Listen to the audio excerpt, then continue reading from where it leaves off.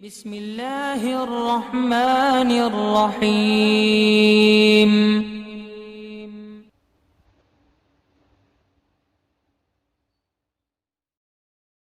وعلیکم السلام ورحمۃ اللہ۔ یہ صاحب کا سوال ہے کہ بعض لوگ اعتراض کرتے ہیں میر عبدالواحد بلگرامی رحمۃ اللہ علیہ کی کتاب سبع سنابل پر کہ اس میں لکھا ہوا ہے لا الہ الا اللہ چشتی رسول اللہ۔ اس اعتراض کی کیا حقیقت ہے؟ سبع سنابل شریف میں تو یہ بات میرے پڑھنے میں نہیں آئی، البتہ سلسلہ چشت کے ایک عظیم بزرگ حضرت فرید الدین گنج شکر رحمۃ اللہ علیہ کی کتاب ہشت بہشت یعنی 8 جنتیں، جس میں سلسلہ چشت کے 8 بزرگوں کے ملفوظات موجود ہے، تو اس کتاب کے اندر الگ الگ ابواب قائم کر کے یہ 8 بزرگوں کے اقوال اور ان کے ملفوظات کو جمع کیا گیا ہے۔ تو ہشت بہشت میں فوائد السالکین جو کتاب ہے اس میں البتہ یہ لکھا ہوا ہے کہ حضور غریب نواز رضی اللہ تعالیٰ عنہ کی بارگاہ میں کوئی شخص مرید ہونے کی حیثیت سے آیا اور آپ نے اس سے امتحاناً یہ کلمہ پڑھوایا کہ لا الہ الا اللہ چشتی رسول اللہ، اور جب اس نے یہ کلمہ پڑھا تو آپ نے اسے بیعت بھی کیا، داخل سلسلہ بھی فرمایا اور خلافت و اجازت سے بھی نوازا۔ اس پر بڑے زمانے سے شور ہو رہا ہے، اعتراض کیا جا رہا ہے، لیکن سمجھنا چاہیے کہ علماء اہل سنت و جماعت کے نزدیک اس قول کی کیا حیثیت ہے اور اس کو ہم کیا سمجھتے ہیں۔ ہمارا معاملہ اوروں کی طرح نہیں ہے کہ جب ان کی کتابوں میں کفر یا شرک یا گستاخی ثابت ہو جائے تو اس کے بعد بھی تعویل باطل سے کام لیتے ہیں اور ضد اور ہٹ دھرمی کا مظاہرہ کرتے ہوئے اپنی بات کو صحیح ثابت کرنے کی ناپاک کوشش کرتے ہیں۔ اس کا جواب بہتر طریقے سے اعلیٰ حضرت امام اہل سنت الشاہ امام احمد رضا خان فاضل بریلوی رضی اللہ تعالی عنہ کی کتاب سے عرض کر رہا ہوں۔ امام اہل سنت رضی اللہ تعالی عنہ کی فتاوی رضویہ شریف کی جلد 15 ہے۔ آپ سے حضرت مخدوم بہار رحمۃ اللہ علیہ کی کتاب کے بارے میں سوال ہوا کہ ان کی کتاب میں ایسی ایسی بات لکھی گئی ہے، تو اعلیٰ حضرت امام اہل سنت فرماتے ہیں کہ کوئی کتاب یا رسالہ کسی بزرگ کے نام سے منسوب ہونا اس سے ثبوت قطعی کو مستلزم نہیں، یعنی قطعاً لازم نہیں آتا کہ یہ قطعی ثبوت ہے جو ان کی طرف منسوب ہو گیا۔ بہت سے رسالے خصوصاً اکابر چشت کی طرف منسوب ہے جس کا اصلاً ثبوت نہیں، یعنی چشتی سلسلے کے بزرگان دین کی طرف بہت سی باتیں منسوب کی گئی ہیں جن کی اصل میں کوئی حقیقت نہیں ہے، نہ ان کی کوئی صحیح سند موجود ہے، بس منسوب کر دیا گیا ہے۔ اسی میں سے ایک بات یہ بھی ہے لا الہ الا اللہ چشتی رسول اللہ۔ پھر امام اہل سنت آگے ارشاد فرماتے ہیں کسی کتاب کا ثابت ہونا اس کے ہر فقرے کا ثابت ہونا نہیں۔ اگر کوئی کتاب ثابت بھی ہو جائے کہ فلاں بزرگ کی ہے تو ضروری نہیں کہ اس میں جتنی باتیں درج ہے، جتنے فقرے اور جملے اس میں موجود ہیں وہ سارے کے سارے اسی بزرگ کے قلم سے نکلے ہوئے ہوں۔ بہت ممکن ہے کہ بعد میں اس میں بعد والوں نے کمی بیشی کر دی ہو، تو ضروری نہیں ہے کہ یہ ہر بات انہی کی لکھی ہوئی ہو۔ پھر امام اہل سنت فرماتے ہیں بہت اکابروں کی کتابوں میں الحاقات ہیں، بہت سے متقدمین پرانے بزرگوں کی کتابوں میں چھیڑ چھاڑ کی گئی ہے۔ پھر اعلیٰ حضرت فرماتے ہیں کہ جس کا مفصل بیان شافعی مذہب کے بہت بڑے عالم امام عبد الوہاب شارانی رحمہ اللہ کی کتاب الیواقیت والجواہر میں موجود ہے۔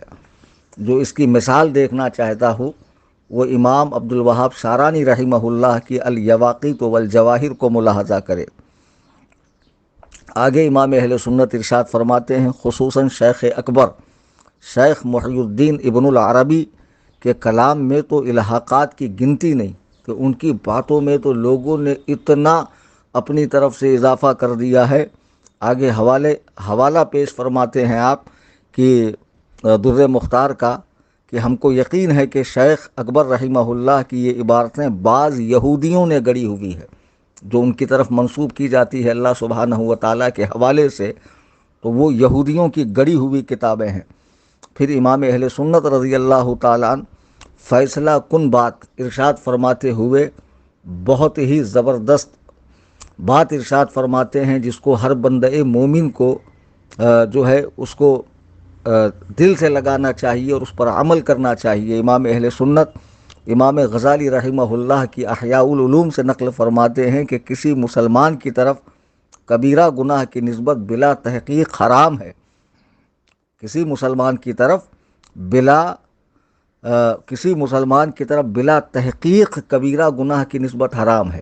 جب ایک عام مسلمان کی طرف کبیرہ گناہ کی نسبت حرام ہے بلا تحقیق، تو اکابر اولیاء اللہ کی بارگاہوں میں اس طرح کی باتیں منسوب کرنا کیسے جائز ہو سکتا ہے؟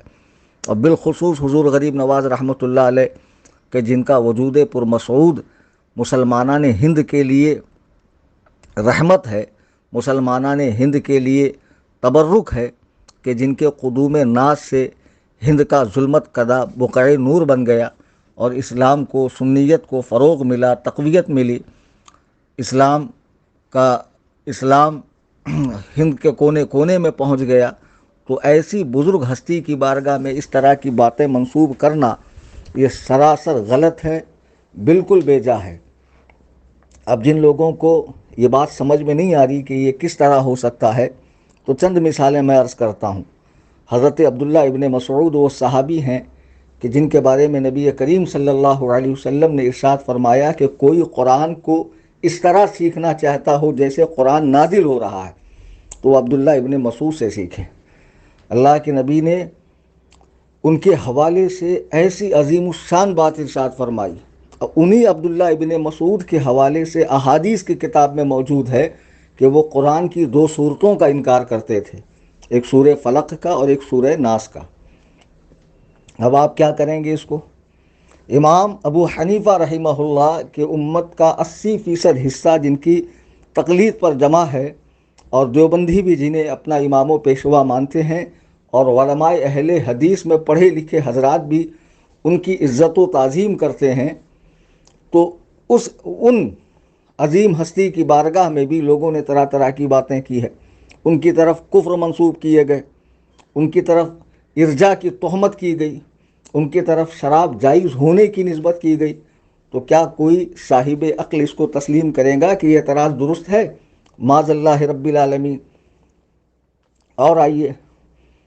حضرت عبداللہ ابن عباس رضی اللہ تعالیٰ جن کے لیے اللہ کے رسول صلی اللہ علیہ وسلم نے دعا فرمائی ہے، وہ عبداللہ ابن عباس کہ جو قرآن پاک کے مفسر ہیں، ان کا ایک اثر ہے کہ زمین کے جو 7 طبقات ہیں، ہر طبقہ زمین میں ایک